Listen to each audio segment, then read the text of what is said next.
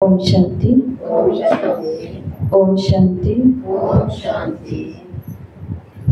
तो आज भट्टी का दिन है 35 और मुरली है 29 अक्टूबर 1981। बाप बच्चों का रूहानी मिलन। तो मुरली चली है मेले के ऊपर। मेले में 4 बातें होती हैं। उन चारों बातों के ऊपर बाबा ने डिटेल में बताया है कि वो चारों बातें इस संगम युग के मेले में भी होनी चाहिए। तो रूहानी बाप अपने रूहानी बच्चों से मिलन मना रहे हैं। ये रूहानी मेला सिर्फ आप बच्चे ही मना सकते हो। मेले के अंदर बाबा ने कहा 4 चीज़ें होती है। एक होता है मेले में मनाना, दूसरा होता है एक दो से मिलना, तीसरा होता है कुछ देना और कुछ लेना, और चौथा होता है खेलना, जैसे वहाँ झूले होते हैं। ये सब ये 4 चीज़ें वहाँ पर बाबा ने कहा होती है। संगम युग के इस आत्मा परमात्मा के रूहानी बाप और बच्चे के संगम युग के इस मेले के अंदर भी बाबा ने कहा ये चारों बातें होनी चाहिए। तो पहली बात है मनाना। तो मेले में आए लेकिन मनाना अर्थात सदा अविनाशी उत्साह भरी उमंग भरी जीवन में सदा रहने का दृढ़ संकल्प करना। बीके तो बन गए, संगम पर तो आए, ब्राह्मण तो बने, बाप से तो मिले, लेकिन मेला मनाने का मतलब है उमंग उत्साह का उत्सव सदा मनाते रहें। चलते चलते जो हमारे जीवन के अंदर नीरसता आ जाती है, आती है ना कभी कभी। ब्राह्मण जीवन कैसा लगता है? बोरिंग सा जीवन लगता है। एक ही तरीके से उठो, बाबा को याद करो, ये सब चीज़ें, तो नीरस सा जीवन है, पता नहीं खाली खाली सा है। तो उसका कारण बाबा ने यही बताया कि वो लगना नहीं चाहिए। उत्साह भरी उमंग भरी जीवन में रहने का दृढ़ संकल्प करो। ये रूहानी मेला मनाना, अविनाशी उत्सव मनाना 1-2 दिन के लिए नहीं है। संगम युग है ही सदा उत्सव मनाने अर्थात उत्साह को बढ़ाने के लिए, बढ़ाने वाला। तो दीपावली गई नहीं, दीपावली है। नया वर्ष सदा के लिए है, तो हर घड़ी आपके लिए नई होनी चाहिए। फिर बाबा ने उदाहरण दिया, जैसे नए वर्ष में दीपावली में क्या करते हैं, नए नए वस्त्र होते हैं, नया श्रृंगार होते हैं, नया उमंग होता है, खुशी होती है, बधाई होती है, मुख मीठा करते हैं, कराते हैं, वैरायटी प्रकार की मिठाइयाँ होती है। तो शिव बाबा ने कहा कि ये उमंग, ये उत्साह जो कंटिन्यू बना रहे, उसके लिए भी क्या चाहिए इस ब्राह्मण जीवन में? रोज नवीनता। योग एक ही तरीके से करेंगे तो फिर बोर हो जाएंगे, पढ़ाई एक ही तरीके से पढ़ेंगे तो बोर हो जाएंगे, सेवा एक ही प्रकार की करेंगे तो भी वो उमंग वो उत्साह नहीं आएगा। बाबा मुरली में कहता ही रहेगा कि बच्चे तुम्हें उमंग में रहना है। उमंग और उत्साह के तुम्हें दोनों पंखों से उड़ते उड़ते सेवा करनी है। अब ये बात सुन रहे हैं, सुनते सुनते भी क्या नहीं आता? उमंग नहीं आता। खुशी की बात हो रही है, सुनते सुनते भी खुशी नहीं आती, अर्थात जीवन के अंदर कुछ भी नवीनता नहीं है। जो पानी ठहर जाता है ना कहीं पर भी, उस पानी के अंदर क्या होता है? केवल गंदगी। उस पानी के आसपास केवल मक्खी और मच्छर रहते हैं और वो पानी के अंदर से दुर्गंध आती है। इसी प्रकार से हम कोई भी आध्यात्मिक जीवन में हैं या किसी भी प्रकार की संस्था से हम जुड़े हुए हैं, किसी भी प्रकार के परिवार में हम रह रहे हैं, उन परिवारों के अंदर, उन संस्थाओं के अंदर, या जो भी हमारा प्रोफेशन है वहाँ पर अगर हमारे क्रियाकलापों के अंदर जो काम कर रहे हैं, सोच रहे हैं, तरीके निकाल रहे हैं, उनके अंदर किसी भी प्रकार की नवीनता नहीं आती है, तो वो घर भी कैसा लगता है? बोरिंग सा लगता है। वो संस्था भी कैसी लगती है? बोरिंग सी लगती है। वो प्रोफेशन भी कमाई करते करते भी क्या हो जाते हैं? बोर हो जाते हैं कि यहाँ पर कुछ मजा सा नहीं आ रहा। तो उसके लिए तो क्या करनी पड़ेगी? खुद ही कोई नई नवीनता करनी पड़ेगी। तो बाबा ने कहा ऐसे सदा उत्साह में रहना और औरों को भी उत्साह दिलाना। आप रूहानी बच्चों के लिए संगम युग का हर दिन सर्व को बधाई देने का और सर्व का सदा के लिए मुख मीठा करने का है। तो खुद का भी मुख मीठा होना चाहिए और औरों को भी मीठे बोल द्वारा, मीठे बाप की समृद्धि द्वारा संबंध में लाना, ये है सबका मीठा मुख कराना। तो फिर बाबा ने मुरली के अंदर कहा, तो स्थिति धारण करना अर्थात नए वस्त्र धारण करना। सतयुग में स्थूल ड्रेस में सतयुग में स्थूल में भी सदा नई ड्रेस पहनेंगे। विश्व महाराजन राजवंशी पहने हुई ड्रेस को नहीं पहनेंगे। एक ड्रेस जो सतयुग के अंदर पहन ली एक बारी किसने? राजवंशियों ने, विश्व महाराजा ने। वो ड्रेस उनकी फिर से रिपीट नहीं होगी। तो बाबा ने कहा ये भी किसके आधार पर हो रहा है कि संगम युग के अंदर 1 सेकंड बीता, उसके आगे अगला सेकंड आया, वो अगला सेकंड भी पुराने सेकंड से क्या होना चाहिए? नया होना चाहिए और चढ़ती कला का होना चाहिए, श्रेष्ठ होना चाहिए। तो ये संस्कार यहाँ से राज्य अधिकारी आत्माओं के भरते हैं। कौन सा संस्कार? हर सेकंड नया हो और चढ़ती कला का हो। ये संस्कार आत्मा में जाएगा और ये आत्माएं वहाँ पर स्थूल ड्रेस भी पहनेगी तो वो भी रिपीट नहीं होगी। हर समय की नई स्थिति और हर समय बाप दादा द्वारा ज्ञान विज्ञान द्वारा नया श्रृंगार हो रहा है। सबसे ज्यादा संपत्तिवान और सदा नया नया श्रृंगार करेंगे। तो संपन्न बच्चों का बाप रोज नया श्रृंगार करते हैं। इसलिए चारों बातें बाबा ने बताई, नए वस्त्र, नया श्रृंगार, नया उत्सव अर्थात उत्साह और सदा मुख मीठा करना। तो 4 बातों का मतलब है, नए वस्त्र का मतलब हर सेकंड पुराने सेकंड से चढ़ती कला में और नया होना चाहिए। नए श्रृंगार का मतलब है कि स्थिति हमारी कैसी होनी चाहिए? संपन्नता की होनी चाहिए, जो हमें बाप द्वारा और विज्ञान के द्वारा मिल रही है। और सदा हमें उत्सव में रहना है अर्थात उत्साह में रहना है। और सदा मुख मीठा अर्थात मुख से मीठे बोल बोलने हैं। सबको मीठेपन की मिठाई खिलानी है। इसलिए बाप भी रोज मुरली में क्या बोलते हैं? मीठे बच्चे, मीठे बच्चे। तो ये पक्का याद है ना? तो बाप भी मीठे मीठे बच्चे कहते हैं और बच्चे भी क्या कहते हैं? मीठे मीठे बाबा। तो मुख मीठा हो गया तो रोज नया वर्ष हो गया। तो नया वर्ष क्या? हर घड़ी ही क्या है? नई। तो ये पहली बात। पहली बात, मेले के अंदर क्या होता है? मनाना। तो मनाने का मतलब है उत्सव मनाना, मनाने का मतलब है नया उमंग बनाना। इसके अंदर 4 बातें हो गई हैं, नया वस्त्र, नया श्रृंगार, नया उत्सव और मुख मीठा करना। तो मेले के अंदर मनाना, मेला मनाना अर्थात उत्साह और उमंग बनाना, अविनाशी मेला मनाना। दूसरी बात होती है मेले के अंदर मनाने के साथ, और वो होता है मिलना। और बाबा ने बताया संगम युग के इस रूहानी मेले में मिलने का अर्थ है बाप के समान बनना। मिलना अर्थात बाप समान बनना। ये सिर्फ गले मिलन की बात नहीं है, लेकिन गुणों से मिलन, संस्कारों से मिलन। मिलना अर्थात समान बनना, इसलिए ही संग के रंग का गायन है। तो ऐसे रूहानी मिलन मनाया है या सिर्फ 1-2 में? हाथ मिलाया, गले मिलाया। गुणों का मिलन या संस्कारों का मिलन ये तो सदा काल का है ना। तो रोज मिलन मनाना। तो चेक करो, मेले में आए हैं, मिलन मनाया है। तो पहला मनाना, उसके अंदर उत्साह उमंग की बातें आ गई है। दूसरी बात है मनाने के साथ मेले में होता है मिलना। तो मिलना अर्थात बाप के समान बनना। बाबा ने कहा यहाँ पे केवल गले लगने की बात नहीं है। योग में हम बैठे होते हैं तो हमें परम धाम में सूक्ष्म वतन में कितना कुछ अनुभव हो रहा होता है कि नहीं होता?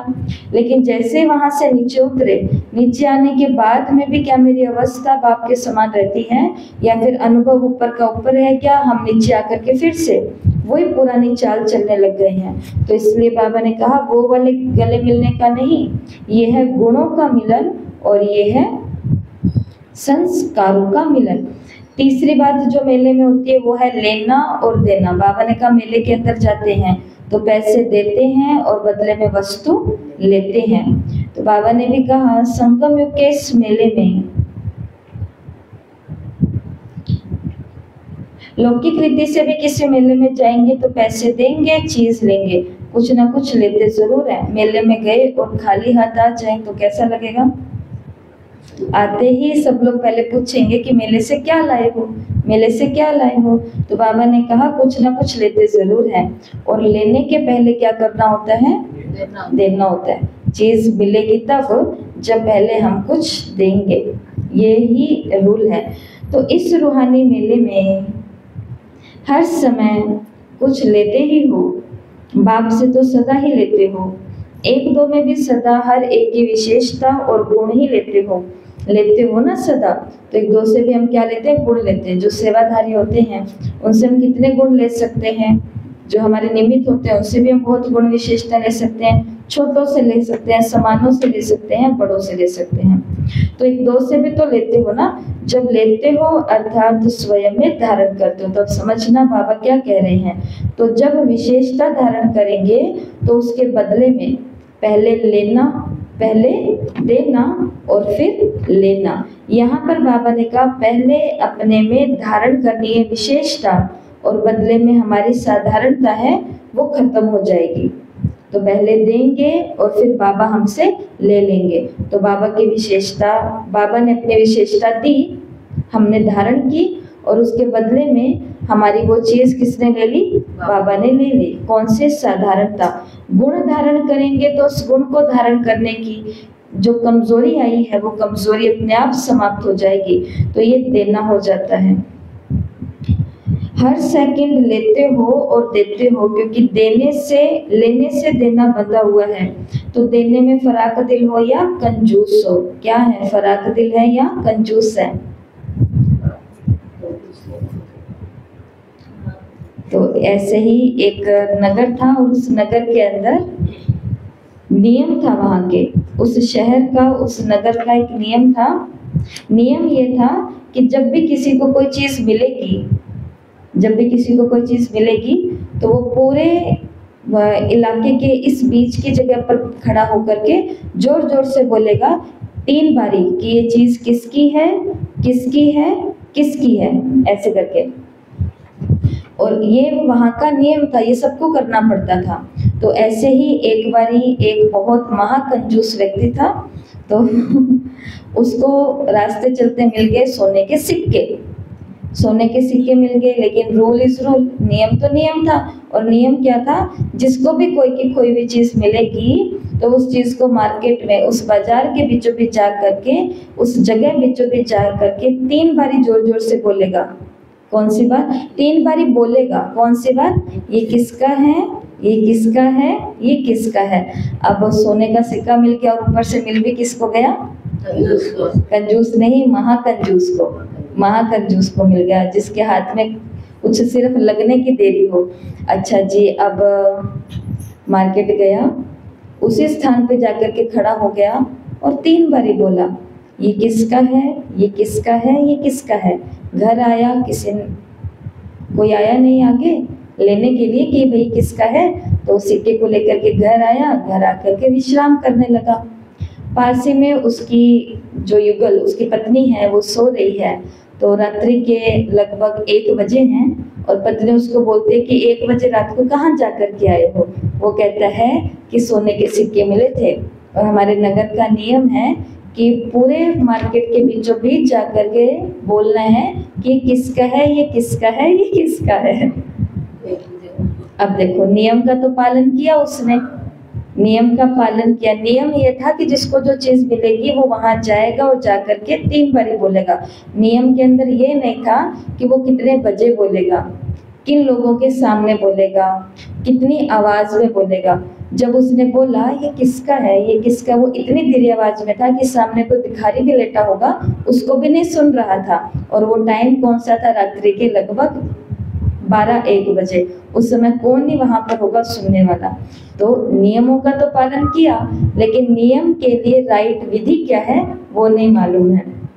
इसी प्रकार हम बाबा के बच्चे भी कभी कभी क्या करते हैं? सभी श्रीमत का पालन करते हैं, लेकिन हर श्रीमत का पालन करते हैं सुविधाजनक परिस्थिति में, कि जैसे मेरे को सहूलियत लगती है, बाबा ने ऐसे कहा है, बाबा ने ऐसे कहा है, बाबा ने ऐसे कहा है। श्रीमत भी वो वाले उठाएंगे और उतनी उठाएंगे और उसको तोड़ मरोड़ करके यूज करेंगे जो श्रीमत से मेरे को क्या मिलता है? फायदा मिलता है, सुविधा होती है। समझ रहे हैं इस बात को सभी? समझ रहे हैं। तो इसलिए बाबा ने मुरली में पूछा है कि देने में साधारणता देना, विकार देना या फिर कमजोरी देना, तो ये देने में बाबा ने कहा फ्राक दिल हो या कंजूस हो, या फिर वो बाबा की श्रीमत है। बाबा की श्रीमत है तो कि तुम्हें झरमोई झगमोई नहीं करनी है। अब श्रीमत का मतलब है श्रीमत है, नहीं करनी तो नहीं करनी, जैसे लहसुन प्याज नहीं खाने तो नहीं खाने। फिर कोई ये पूछेगा क्या, ये भी अगर कोई पूछे तो उसको क्या कहा जाएगा? अब कोई ये तो आकर के नहीं पूछेगा कि ये जो मैगी का मसाला है, इस मसाले के अंदर है ना सूखा हुआ लहसुन प्याज पीस करके डाला हुआ है, तो क्या मैं ये खा सकती हूँ? ये कोई पूछने की बात है? तो लहसुन प्याज होता है, वो सूखा क्या होता है, वो गिल्ला क्या होता है, वो ताजा क्या होता है, वो बासी क्या होता है? तो श्रीमत होती है। श्रीमत क्या होती है? श्रीमत होती है। माना लहसुन प्याज नहीं खाना तो नहीं खाना, और वो किसी भी रूप में हमारे सामने आ रहा है, हमारे लिए वर्जित है। सही है ना? इसी प्रकार से बाबा ने कह दिया कि तुम्हें झरमोई झगमोई नहीं करनी है। दो ब्राह्मणों को बैठ करके आपस में किसी का भी व्यर्थ चिंतन नहीं करना है। अब इसका मतलब नहीं करना है, या इसके अंदर ऐसा होगा कि थोड़ा सा कर लेते हैं, बस इससे कर लेते हैं, ये किसी को भी कोई नहीं सुन रहा है, टाइम ऐसा है। देखो, बातें यज्ञ की वही कर सकते हैं जिनके ऊपर यज्ञ की जिम्मेवारी है, क्योंकि वो झरमुई झगमुई की लिस्ट में नहीं आता है। उनको कई सारी व्यवस्थाएं देखनी होती है, जिसको बाबा ने यज्ञ रक्षक कहा है। यज्ञ रक्षक जैसे राष्ट्र रक्षक होता है, जिसको क्या बोलते हैं? राजदूत बोलते हैं ना, एक देश का, जो कि सारी की सारी इंफॉर्मेशन किसी दूसरे देश में बैठ करके इधर अपने देश को बता रहा होता है ना, देश का वो होता है। तो उसको सप्लायर नहीं कहा जाएगा कि इधर की बात उधर सप्लाई करता है। वो खुफिया एजेंसी होती है, वो बहुत हमारी तरह ही आम नागरिक की तरह होते हैं। उनके घर वालों को भी नहीं पता है कि ये कोई खुफिया काम कर रहे हैं अपने राष्ट्र के लिए, लेकिन वो कभी भी गैर कानूनी काम में नहीं आता। वो कौन से काम में आता है? कानूनी काम में आता है। इसी प्रकार से बाबा के यज्ञ में जिन बातों की हमारे पास रिस्पॉन्सिबिलिटी नहीं है, हम एक जिज्ञासु, हम एक विद्यार्थी हैं, लेकिन फिर भी दूसरे विद्यार्थी की बैठ करके बातें कर रहे हैं, यज्ञ की सेवाओं की बातें कर रहे हैं, बहनों के आपसी मामलों की बातें कर रहे हैं, तो ये गैर कानूनी है या कानूनी है? ये गैर कानूनी है। और दूसरी बात, हाँ, अगर हम एक सेवाधारी हैं, हमें रिस्पॉन्सिबिलिटी दी गई है, हमें खुफिया जासूस बनाया गया है यज्ञ रक्षा के लिए, और फिर हम वो काम करें यज्ञ की सेफ्टी के लिए, अपनी पी बनाने के लिए नहीं, तो फिर वो चीज़ कानूनी मानी जाती है। जैसे ब्रह्मा बाबा मम्मा के समय में, दादियों के समय में, वो राइट हैंड, वो वारिस क्वालिटी वाली आत्माएं होती थी, और आज भी हर एक यज्ञ के अंदर, यज्ञ के हर एक स्थान के अंदर ऐसे राइट हैंड आत्माएं बाबा ने बनाई है, जो ये चीज भूल जाती हैं कि कल को मेरे बारे में पता चला तो मेरे लिए ये क्या कहेंगे, कल को क्या होगा। तो इसके लिए मार्केट में जाकर के कहना तो है ये किसका है, किसका है, किसका है, लेकिन वो टाइम, वो वेला और वो आवाज, उस विधि का भी हमें क्या रखना है? ख्याल रखना है। तो श्रीमत को कभी भी तोड़ मरोड़ करके अपने सुविधा के लिए उपयोग नहीं करना। बाबा ने तो तब ऐसा कहा था ना, बाबा ने तो ऐसा कहा था, तो बाबा ने तो बहुत ही कुछ कहा था। इसके लिए बाबा ने कहा देने के अंदर फराक दिल हो या कंजूस। तो कंजूस था इसलिए कहानी कौन सी सुनाई? महा कंजूस की, कि भाई उसको सिक्का देना ही नहीं है, उसकी नीयत ही खराब हो गई है। इसलिए जिसकी नीयत में ही खोट है तो उसको कितने भी नियम बना करके दे दो, वो नियम का पालन करेगा, परंतु अपनी नीयत की भरपाई भी वो पूरी की पूरी करेगा। इसलिए काम नियमों पर नहीं करना होता है, काम किस पर करना होता है? नियत पर करना होता है। समझ रहे हैं? माँ बाप कितने बच्चों के लिए नियम बनाते हैं, टीचर्स, अभी देखो किसी से भी बात कर लो, टीचर से पूछते हैं, प्रिंसिपल से पूछते हैं कि आप बताओ बच्चों को हम क्या बताएं, हम तो मेडिटेशन और ये सब बातें बताएंगे। सभी के सभी प्रिंसिपल, टीचर, माँ बाप, सबकी एक ही शिकायत है, वो कौन सी है? ये कैसे खत्म हो? अब क्या करें? नियत में ही क्या चुकी है? गड़बड़ी है। जो कहने वाले, बताने वाले, सिखाने वाले, सब कुछ करने वाले हैं, वो भी किसके चपेट में हैं? इसकी चपेट में है। तो वो नाजुक नाजुक कलियां तो कहाँ ही जाएंगी। इसलिए काम नियमों पर नहीं, काम किस पर करना है, नियत पर करना है। इसलिए बाबा ने कहा लेने से देना बंधा हुआ है। तो ये लेना और देना हर समय चलता रहता है और चलता रहेगा, हर सेकंड लेते हो और देते हो।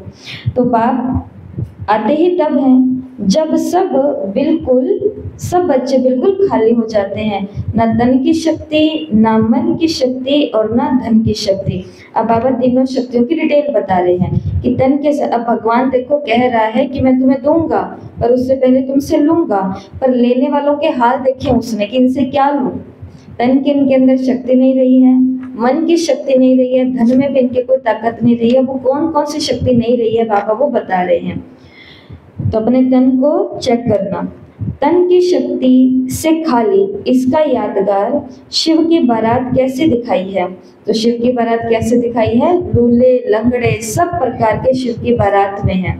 तो अर्थात हर आत्मा आज कैसे चल रही है, लंगड़ा करके चल रही है। आत्मा की 3 शक्तियां हैं, उसमें से 2 शक्तियां ऐसी है जो प्रधान अवस्था में काम करती है, तीसरी शक्ति कुछ दिनों के बाद में एक्टिव होती है, और जब वो एक्टिव हो जाती है उसके बाद में इन 2 शक्तियों की आवश्यकता नहीं रहती है। तो वो 2 शक्तियां मुख्य कौन सी है, मन और बुद्धि।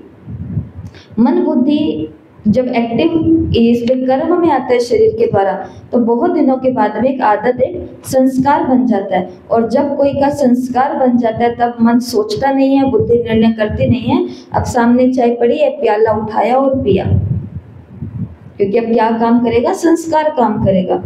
इसके लिए अब ये 2 टांगे हैं, मन और बुद्धि। मन सोचता है और बुद्धि यस नो करती है, डिसीजन लेती है। शिव बाबा ने कहा कि अभी कमजोरी क्या आ चुकी है सभी के अंदर, कि लंगड़े हो चुके हैं। मन कह रहा है ये करना है, बुद्धि कह रही है ये नहीं करना है। मन कह रहा है शरीर के भाव में आकर के, और बुद्धि निर्णय लेने की कोशिश कर रही है विवेक के आधार से, परंतु जीत किसकी हो जाती है, जीत मन की हो रही है कि बुद्धि की हो रही है, मन की हो रही है, क्योंकि मन इन कर्मेंद्रियों के वश में आया हुआ है, या कहेंगे इन कर्मेंद्रियों को वश किया हुआ है। तो तन की कोई ताकत नहीं रही है, और जिसका यादगार शिव जी की बारात दिखाई है। मन की शक्ति तो समाप्ति ऐसे हुई है, तो उसकी निशानी क्या है, सदा पुकार, सदा ही क्या करते रहते हैं, हर बात में पुकारते रहते। थोड़ा सा नुकसान हुआ नहीं, थोड़ा सा कोई संकेत मिला नहीं, इतने में हम सभी मन से क्या हो गए हैं, घबरा जाते हैं ना, रोज पुकारते हैं। तो और आगे है धन से खाली की निशानी है कि अभी देखो जो भी थोड़ा बहुत सोना रहा है उसके ऊपर सदा गवर्नमेंट की आंख रहती है, डर डर के पहनते हैं। और अगर धन भी है तो नाम क्या है, काला धन। जितना बड़ा धनवान नाम का है उतना ही ब्लैक मनी है। तो नाम का धन रहा या काम का, तो जब सब तरफ से खाली हो जाते हो, सिर्फ सुदामा के सूखे चावल रह जाते हैं, ना तन रहा, तो तन की शक्ति कैसे होगी, लकड़ा लकड़ा करके जिंदगी काट रहे, एक दिन तो मरना ही है, एक दिन तो मरना है। दिन में एक बारी तो ये बात बोल ही लेते हैं कि एक दिन तो मैं मर जाऊंगा, एक दिन तो मैं मर जाऊंगा, एक दिन तो मैं मर जाऊंगा। तो ये तो सत्य नहीं बोलोगे तो भी मरेंगे ही, लेकिन मरने से पहले क्या करके जाएंगे, जस्ट 1 सेकंड पहले, और मरने के जस्ट सेकंड बाद जन्म किस घर में लेने वाले हैं, मायने ये रखता है। तो मरना तो है ही है। तो तन गया, मन बाबा ने कहा सदा ही पुकार रहा है, और धन ब्लैक हो चुका है, और इस समय में हमारे पास बचे सिर्फ सुदामा के समान सूखे चावल। तो बाप आते हैं, तो सूखे चावल खाने से तो नुकसान हो जाएगा ना, सूखे चावल खाने से तो सिर्फ नुकसान हो जाएगा। तो सिर्फ चावल देते हो, और वो भी सूखे, और लेते क्या हो, सर्व गुण लेते हो, सर्व शक्तियां लेते हो, सर्व खजाने लेते हो। जो भगवान के यज्ञ में हम लगा रहे हैं, जिसके अंदर भी चलते चलते हमें घमंड आ जाता है। तो बाबा ने कहा देखो लगा क्या रहे हो, शरीर 1% रहा है वो लगा रहे हैं, मन 1% रहा है वो लगा रहे हैं, और धन है वो भी क्या है और कैसा है वो सभी को हमें मालूम है। तो लगाते सूखे चावल, और बाबा ने कहा चावल भी लगाते हो तो वो भी नुकसान वाले हैं सूखे चावल तो, और बदले में लेते क्या हो, सर्वगुण, सर्व शक्तियां, सर्व खजाने। कितना ज्यादा लेते हो, तो क्या ये लेना हुआ या देना हुआ। सूखे चावल पे मिट्टी वाले लेते हो, मिट्टी की ही समृद्धि रहती है ना, तो बदल गए। अब तो बदल गए, लेकिन जब बाप के पास आए थे तब तो मिट्टी थे ना, मिट्टी थे, मिट्टी में खेलते थे और अब तो रत्नों से खेलते हो। तो ये लेना और देना तो सदा ही चलता रहेगा। देने में भी मिट्टी के सूखे चावल, लेकिन कई बच्चे फिर भी देने में नाज नखरे करते हैं। देने का कोई तंत्र नहीं है, सब विनाशी है, लेकिन देने में भी क्या करते हैं, नाज नखरे बहुत करते हैं। आज कहेंगे दे दिया, और फिर सुदामा के मिसल कच्छ में छिपा करके, बगल में छिपा करके रखते हैं। बाप तो ले सकते हैं, लेकिन देने वाले का बनेगा। बाबा चाहें तो खींच करके ले नहीं सकते, ले सकते हैं, लेकिन भाग्य उसका बनेगा, उसका भाग्य नहीं बनेगा, क्योंकि भगवान से उसने लिया है। अब लेने का तरीका भगवान का क्या होता है, कोई ऐसी मुसीबत, ऐसी आपदा आ जाती है, जो काम रोज नहीं करते हैं वो मुसीबत में भगवान को प्रॉमिस कर देंगे।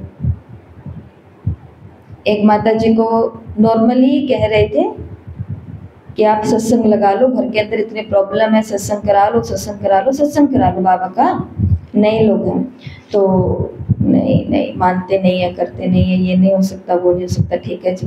अब वो ऐसी प्रॉब्लम आकर के खड़ी हुई, तो कल से बाबा के आगे लगे हुए हैं कि बाबा बस मेरा ये वाला काम हो जाए और मैं सबसे पहले आपका सत्संग कराऊंगी। तो अब तो वो मजबूरी हो गई है, अब वो काम हो जाएगा तो कराना ही पड़ेगा, लेकिन इसके अंदर भाग्य बना, ये तो वो सौदे वाला काम हो गया, स्वार्थ आ गया बीच के अंदर कि अब कराना पड़ेगा। तो ये भी अच्छा है, ये भी अच्छा है कि ये कराने के बहाने कुछ आत्माओं का तो भाग्य बन जाएगा, जो आत्माएं अनजाने बने में हैं, अभी तक भी भूली बिसरी हैं।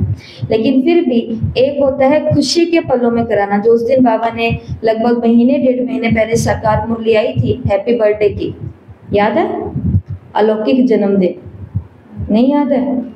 याद आई ना, सबसे डेट पूछी थी कि आपका जन्म कौन से महीने का है, कौन से महीने का है, अलौकिक जन्मदिन। और बाबा ने वो पूरी मुरली किस पर चलाई थी कि अलौकिक, तुम्हें वो नहीं मनाना, तुम्हें अलौकिक जन्मदिन मनाना, और किसके साथ मनाना है, इस ब्राह्मण परिवार के साथ मनाना है, फिर यहाँ पर तुम्हारी सेरेमनी होगी, ये कहा। तो एक होता है खुशी के पलों में कुछ बनाना और एक होता है मजबूरी में कुछ बनाना। तो बाबा ने कहा सुदामा ने कचरे छिपाया, तो बाबा भी खींच करके ले सकते हैं, लेकिन देने वाले का बनेगा क्या? अगर खींच करके ले लेंगे तो दे करके लेना, उसमें भी फिर कमी पड़ जाएगी, और एक देना और पदम पाना। तो इसके लिए स्वयं की इच्छा, दृढ़ संकल्प, तो एक देने में पदम लेना हो जाता है। और अगर मन से काम करेंगे, छोटा सा करेंगे, लेकिन मन से करेंगे तो एक कदम देना और वो पदमों की कमाई करना हो जाती है। इसलिए देना आपको ही पड़ेगा। ये बाबा की लाइन अंडरलाइन कर लेना, बाबा मेरे से कराएगा, बाबा कहता है कि नहीं, करना आपको ही पड़ेगा, क्योंकि भगवान को हमें क्या देनी है, विश्व की बादशाही देनी है। भगवान कहता है मैं लेता उसी से हूँ जिसको मैं देता हूँ, जिसको मुझे देना ही नहीं है उससे मैं लूंगा भी नहीं। तो अब देने वाला काम पहले किसको करना पड़ेगा, एक कदम तुम्हारा और 1000 कदम मेरे। और अब देना भी क्या क्या है, सबसे पहले अपने अवगुण, अपनी कमियां, जिसके कारण मैं डिस्टर्ब, मेरा यज्ञ डिस्टर्ब, मेरे साथी डिस्टर्ब, तो वो चीजें देनी है। फिर धीरे धीरे करते करते ये तन मन की बातें बाबा ने यहाँ पर कही, क्योंकि देने में ही कल्याण है। तो समझा, लेना और देना। तो यहाँ पर ये मुरली पूरी होती है और बाबा ने कहा चौथी बात कि खेलना है, तो किसमें खेलना है, सदा खुशी के झूले में खेलना है, सदा इंद्रिय सुख के झूले में झूलना है। तो ऐसा मेला मनाया, तो ऐसा मेला तो हर रोज का मेला है। तो ताली बजा रहे हैं हरी माता जी, तो मेला मना लिया इसलिए ताली तो बजेगी। मना भी लिया, मिल भी लिया, और साथ साथ में लेन देन की भी बातें हो चुकी है यहाँ पर तो, और साथ में खूब झूला भी झूल लिया इंद्रिय सुख का, और खुशी के अंदर खेल भी लिया। तो बाबा ने कहा जब सब कुछ हो जाता है तो ये बात याद रखनी है कि ये मेला एक दिन का नहीं है, बाबा मिलन के टर्न का नहीं है, ये रोज का है। हर दिन अमृत वेले तो बाबा मिल रहे हैं, मना भी रहे हैं हम दिन। नवीनता हर दिन क्या होनी चाहिए, नवीनता। और इसी की यादगार में बाबा ने कहा सत्युग में विश्व महाराजन और जो राजवंशी होंगे वो एक ड्रेस को फिर से रिपीट नहीं करेंगे, एक श्रृंगार को फिर से रिपीट नहीं करेंगे। तो बताओ वो वाला इंसान बनना है सत्युग में जाकर के, तो कपड़े रिपीट कर करके पहने, या हर दिन ही नए नए कपड़े, और हर दिन में भी 4 बारी 3-4 बारी कपड़े चेंज होंगे। भक्ति में भी ऐसे ही होता है। 5 बारी बनेंगे तो उसके लिए हर सेकंड यहाँ का अगले पिछले सेकंड से कैसा होना चाहिए, नया होना चाहिए और चढ़ती कला का और श्रेष्ठ होना चाहिए पिछले सेकंड से। ठीक है, फिर आगे बाबा ने युगलों से बात की है, कुमारों से की है, कुमारियों से की है और पार्टियों से की है। तो ये आप सभी को पढ़ना ही पढ़ना है। तो ये आज की मुरली थी 4 बातों के ऊपर और आज की मुरली से होमवर्क। तो आज की मुरली का पहला होमवर्क, जैसा कि बाबा ने मुरली में बोला कि बाप आते ही तब हैं जब आप बिल्कुल ही खाली हो जाते हो। बच्चे बिल्कुल खाली हो जाते हैं तो बाप आते ही, बाप कब आते हैं? तो ये सेंटेंस आपको लिखना है, बाप आते ही तब हैं जब ये होता है। बाप आते तब हैं जब ये होता है। बाप आते जब हैं जब हम पतित बन जाते हैं। ठीक है, तो ऐसे आपको 21 महावाक्य लिखने हैं जो लगभग मुरलियों में आए हुए हैं, बाबा ने जो बताई हुई बातें हैं। आगे ये पहला होमवर्क समझ में, तो बहुत ही अच्छा होमवर्क है ये और हमें ये स्मृति दिलाएगा कि भगवान इसलिए आया है, मुझे देने के लिए आया है, वो मुझसे कुछ लेने के लिए नहीं आया। और बाबा ने कहा लेता तो क्या ही हूँ और बदले में देता क्या ही हूँ। तो पहला ये, और दूसरा आज एक डे सेलिब्रेट करना है हम सभी को और वो है प्योरिटी और यूनिटी का, एकता और पवित्रता का दिवस सेलिब्रेट करना है। किस रूप में? सभी को फरिश्ते बनना है व्हाइट ड्रेस में। तो आज सभी के लिए ये एक दूसरा होमवर्क है कि जिनके पास अपना संगठन है वो संगठन के अंदर, नहीं तो जो भी पर्सनल तरीके से है, बिल्कुल वाइट अपनी यूनिफॉर्म वाइट ड्रेस पहन करके और एक फरिश्ते की स्थिति में बैठना है, मतलब फरिश्ते के भान के अंदर बैठना है और फोटो क्लिक करनी है और ग्रुप के अंदर पोस्ट करनी है। वाइट डे ड्रेस कौन सी होनी चाहिए? बिल्कुल फरिश्ते की कैसी ड्रेस होती है? वाइट होती है। तो ऐसी ड्रेस के अंदर ये भेजना है और ये ड्रेस मेरे को क्या याद दिलवाएगी? प्योरिटी और यूनिटी, एकता और पवित्रता के बारे में। तो यही है रूहानी मिलन मेला। ठीक है, और आज सभी के लिए विशेष सूचना है कि आज टेस्ट है। कल सभी ने मैसेज पढ़ लिया था? नहीं पढ़ा था, इसलिए बीच बीच में टेलीग्राम खोलते रहो, मैसेज पढ़ते रहो, चेक करते रहो। तो जब कल की क्लास आई नहीं तो कल कुछ और काम तो ज़रूर आया होगा, ये बात भी ज़रूर हमें याद रहनी चाहिए, क्योंकि कोई भी दिन हम खाली नहीं छोड़ सकते अव्यक्त मुरली की भट्टी का। तो इसलिए कल सभी को ग्रुप में भेज दी गई थी 1981 की पहली 4 मुरलियाँ। 18 जनवरी 1981, 20 जनवरी 1981, 7 मार्च 1981, 9 मार्च 1981। छोटी छोटी मुरलियाँ हैं। पार्टियों की पर्सनल मुलाकातें, दादियों की मुलाकातें, ये हमको पढ़नी नहीं है। हमें सिर्फ मुरली, इसके अलावा जो बाबा की चली है वो पढ़नी है। इन 4 मुरलियों में से 10 प्रश्न आएंगे। कितने? सिर्फ 10 आएंगे। 10 प्रश्नों के लिए 10 मिनट होंगे। हर प्रश्न 1-1 नंबर का होगा। तो आपकी मुरलियाँ ये जो हैं, जब ये मुरलियाँ हुई थी रात को रिवाइज हुई थी, अगले दिन सुबह मुरली के अंदर रिवाइज हुई थी क्लास में, फिर बाद में आपने होमवर्क किया है, तब आपने एक बारी और पढ़ करके उसके आधार पर चौथी बारी होमवर्क किया है। 4 बारी मुरली एक बारी कर चुके हैं, 5वीं बारी सबने कल भी पढ़ ली होगी या आज एक बारी और रिवाइज कर लेना। तो 5-5 बारी अगर जो मुरली हम छोटे छोटे पढ़ करके निकले हैं तो उस मुरलियों में से हमारे 10 में से कितने नंबर आने चाहिए? 10 में से 10 ही आने चाहिए। और देखो एग्जाम है वो आउट ऑफ सिलेबस बनता नहीं है। राइटिंग का इसके अंदर कोई पंगा नहीं है। 10 में से 11 आना चाहिए राइटिंग का, राइटिंग उसके अंदर है नहीं। उसमें राइटिंग नहीं है, मोबाइल के अंदर ही देना। हंस रहे हैं। ठीक है, तो ये करना। और पेपर बहुत अच्छी राइटिंग है, बहुत अच्छी है। दूसरा मैं क्या कह रही हूँ कि 12 बजे ये लिंक आपके ग्रुप के अंदर भेज दिया जाएगा और खोलना कोई बहुत बड़ा मुश्किल है। कई नए भाई बहने जुड़े हैं इसलिए हम बता देते हैं, कहीं कंफ्यूज ना हो जाएंगे लिंक कौन सी साइट पर खुलेगा क्या होगा। तो हमारे पास देखो ऐसे कोई हैंड्स बैठे नहीं है महारथी जो हमारे लिए कुछ और ही कर करके तैयार कर देंगे। ऐसे हमारे पास कोई सॉफ्टवेयर इंजीनियर नहीं है, हमारे पास तो हम है और हमारा भावा है, तो जो काम हमें आते हैं हम तो वो करते हैं और सीधा सिंपल सा एक पेपर बन करके आएगा गूगल फॉर्म के माध्यम से। तो उसको आपको लिंक, वो ब्लू कलर का लिंक होता है, उसको टच करना है, लिंक खुलेगा। लिंक खुलते ही वो आपका नाम मांगेगा, तो आपको अपना नाम भरना है। जैसे आप अपना नाम फिल करेंगे तो एक दूसरा फोल्डर खुल जाएगा, दूसरा पेज खुल जाएगा जहाँ पर आपका पेपर होगा। तो उसके ऊपर फिर से आपको अपना नाम लिखना है, आपको अपनी सिटी लिखनी है और उसके बाद में आपको 1 2 3 4 5 6 7 8 9 10 10 प्रश्नों के उत्तर देने कंपलसरी। अगर कोई भी एक प्रश्न बीच में छोड़ा तो आपका पेपर सबमिट नहीं होगा। और जब 10 के 10 प्रश्नों के उत्तर कर दिए हैं 10 मिनट के अंदर अंदर, और फिर बाद में नीचे आप सबमिट करोगे, सबमिट करते ही दूसरा फोल्डर खुल जाएगा तो नेक्स्ट का, और वहां पर सबमिट करोगे तो आप अपने नंबर भी देख सकते हो व्यू स्कोर में जा करके। तो इसलिए बारी बारी कोई नहीं पूछे, और ग्रुप के अंदर भी सभी को बार बार गुड मॉर्निंग या गुड नाइट शिपाबा ये लिख करके भेजने की कोई जरूरत नहीं है।